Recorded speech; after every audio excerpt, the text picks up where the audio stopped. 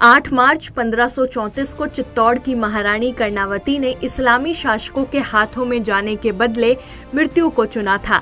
महारानी कर्णावती के साथ आज ही के दिन वर्ष 1534 में कई हजार वीरांगनाओं ने अपने स्वतंत्र और स्वाभिमान की रक्षा के लिए अग्नि में प्रवेश किया था। इतिहास में इस जौहर को मेवाड़ का दूसरा जौहर कहा जाता है, जबकि पहला जौहर रानी पद्मिनी का था। रानी कर्णावती के जौहर का कारण बहादुर शाह था, जिसने 1534 में चित्तौड़ पर हमला किया था।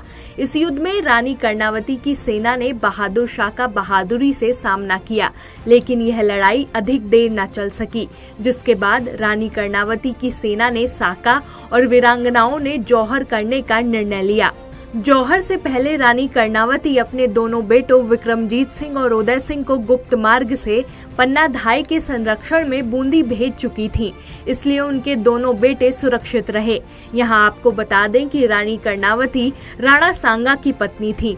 राणा सांगा वही थे जिन्होंने राजपूतों को एकजुट कर मुगल शासक बाबर के खिलाफ एक मोर्चा बनाया और 1527 में खानवा के युद्ध में बाबर से भिड़े।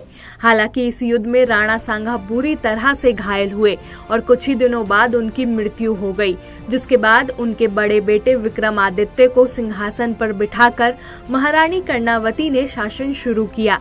रानी कर्णावती के दूसरे बेटे राणा उदय सिंह वही हैं जिन्होंने 30 वर्ष से भी अधिक समय तक मेवाड़ पर राज्य किया और उदयपुर शहर की स्थापना भी की। उनके ही बेटे महाराणा प्रताप थे जिन्होंने आखिरी सांस तक अकबर की नाक में दम करके रखा था। 8 मार्च यानी कि आज भारत समेत पूरे विश्व भर में अंतर्राष्ट्रीय महिला दिवस मनाया जा रहा है। अलग अलग क्षेत्रों में महिलाओं की हिस्सेदारी को बढ़ावा देने और उन्हें उनके अधिकारों के प्रति जागरूक करने के उद्देश्य से यह दिवस मनाया जाता है। महिलाओं के लिए भी कोई एक खास दिन हो सकता है, इस विचार की नींव तब पड़ी जब 1908 में कई हजार महिलाओं ने न्यूयॉर्क शहर में एक परेड निकाली।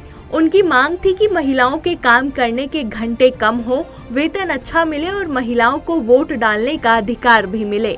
इस विरोध प्रदर्शन के 1 वर्ष बाद अमेरिका की सोशलिस्ट पार्टी ने पहले राष्ट्रीय महिला दिवस को मनाने की घोषणा की थी।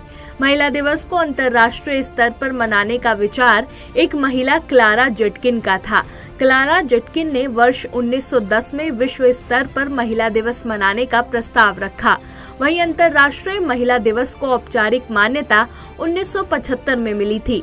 संयुक्त राष्ट्र ने इसके लिए पहली थीम 1996 में चुनी थी, जिसका नाम गुजरे हुए वक्त का जश्न और भविष्य की योजना बनाना था।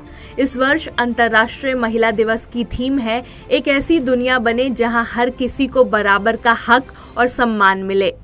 आज पूरे देश भर में महाशिवरात्रि मनाई जा रही है।